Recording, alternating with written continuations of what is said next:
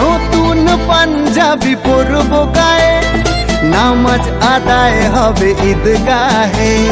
বলবো সবার কথা আজ দুয়াতে, বন্ধুর বাসায় যেতে হবে দাওয়াতে। সবই তোমার মেহেরবানি ও গো মুর্শিদ। ঈদ মুবারক ঈদ, ঈদ মুবারক ঈদ। আসসালামু আলাইকুম, এলো খুশির মৌসুম, রমজানের রোজার পরে এলো রে আজ ঈদ। ঈদ মুবারক ঈদ, ঈদ মুবারক ঈদ।